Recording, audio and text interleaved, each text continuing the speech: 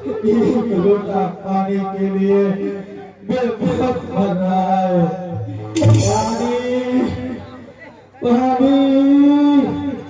पानी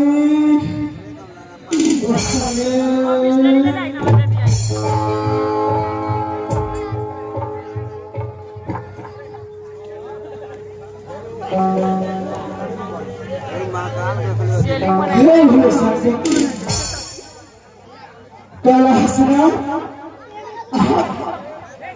आज उस भगवान जंगल में परशुराम को गुरु थे, इसलिए भी गुरु हो।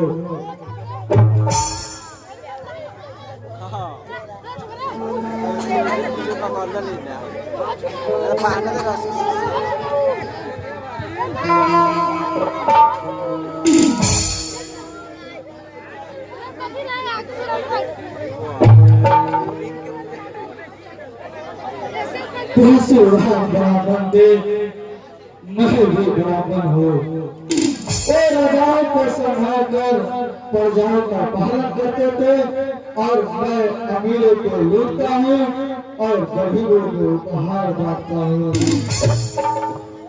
यदि इस शुभ कार्य को लोग जन्नत कहते हैं तो कहे मुझे तनिक भी परवाह नहीं है। ग्वालियर राज्य सरकार ने मेरे गिरफ्तारी के लिए 5,000 रुपया और भारत सरकार ने मेरे गिरफ्तारी के लिए 25,000 रुपये का इनाम रखा है। इस तरह मेरे गिरफ्तारी के लिए 30,000 रुपये का इनाम देने का पर्चा छपवाकर पूरे देशों में बांट दिए गए हैं। हाटों बाजारों में डंका बजवा दिए गए हैं। साप्ताहिक दैनिक समाचार और पत्रों में बराबर इश्तिहार निकाले जाते हैं। ये सरकार अमीर पूंजीपतियों के तुम कौन हो बुद्धिमान? मैं शेखपुर गांव की एक बदनसीब औरत हूँ बेटे।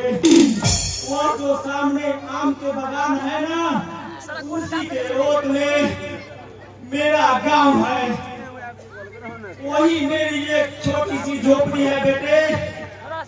मैं जाती रही हूँ, लोग मुझे लक्ष्मी कहते हैं। मैं भी कहते हो भाई, तुम लक्ष्मी हो, साक्षात लक्ष्मी। फिर इस वीरान जंगल में क्या करने आई हो भाई?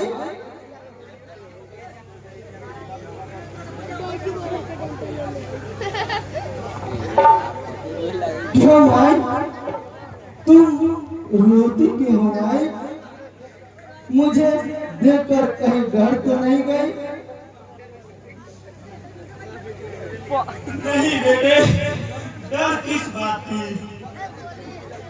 फिर रोने का क्या कारण है भाई? गांव में तुम्हें कोई तकलीफ तो नहीं देता? नहीं बेटे, आज तुम्हें देखकर मुझे अपने बेटे बिहारी की याद हो आई।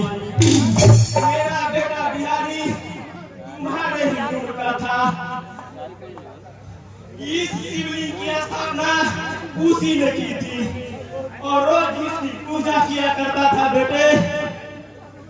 आज 3 साल हुए, गांव में महामारी हो गया था। मेरा बेटा और बहू 11 साल की एक कन्या को छोड़कर सदा के लिए चल बसी।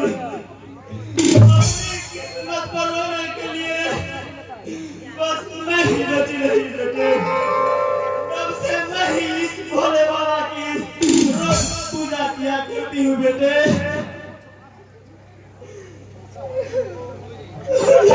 तुम रो मत भाई, आज मैं तुमसे भी ज्यादा कष्ट और दुख में हूँ, सिर्फ एक लोटा पानी के लिए। आज मेरा जान ही निकल रही है भाई। लाल भाई बैठा बैठा ले। क्यों बेटे, पानी तो मैं लाई हूँ। लाल हो जाएगी बैठल बैठल। ले बेटे, पानी पीकर अपना प्यास बुझा ले। लेकिन तुम्हें तो इस पानी से पूजा करना है भाई। पूजा? कैसी पूजा? किसकी पूजा बेटे? भोले शंकर की पूजा।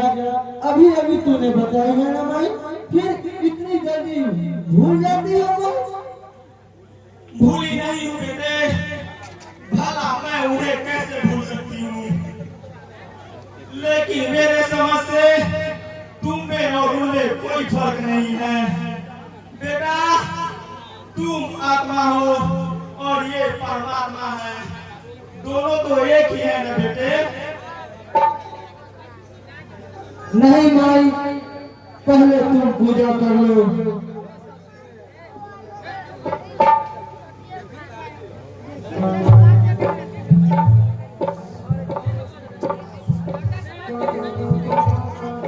मोबाइल में देख लिए खड़ा ना हो।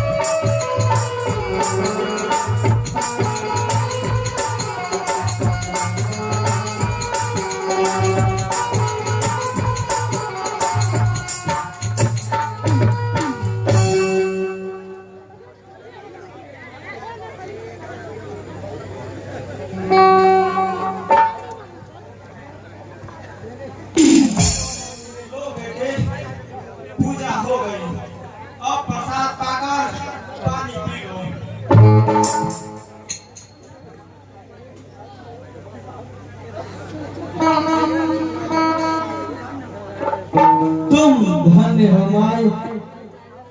मुझे विश्वास नहीं था कि इस धरती पे जहाँ इतने नर पिशाच है वहाँ तुम्हारी जैसी देवी भी है माई।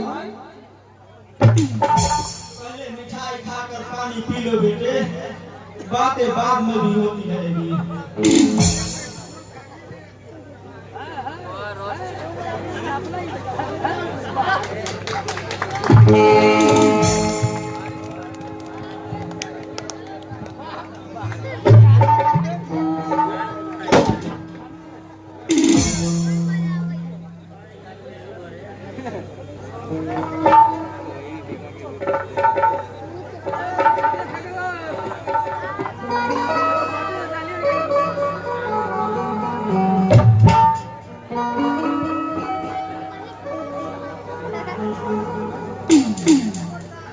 मैं समझ गया माई, तुम्हें भोले शंकर ने मेरी प्राण की रक्षा के लिए भेजा है माई। सब ईश्वर की कृपा है बेटे। तुम्हें कोई तकलीफ भी है माई? कोई तकलीफ नहीं है बेटा, सब भोले शंकर की कृपा है। बस सिर्फ पोती चंपा की शादी की चिंता होती है, वो भी भोले शंकर कर ही देंगे बेटे। तुम ठीक कहते हो भाई, उनकी महिमा तो अपार है। वे चंपा की शादी जरूर कराएंगे और शादी काफी धूमधाम से होगी भाई। तुम मुझे बुलाओगी ना भाई इस शादी में? जरूर बुलाऊंगी बेटे, तुझे जरूर बुलाऊंगी।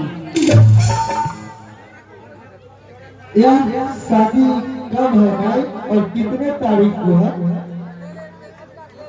समय बहुत कम है बेटा, अगले ही माह वैशाख शुक्ल पक्ष पश्चिमी को केसरीपुर से बारात आने वाली है। घर में फूटी कौड़ी भी नहीं है बेटे, इसीलिए कभी कभी मैं चिंतित हो जाती हूँ। तू चिंता मत कर माई,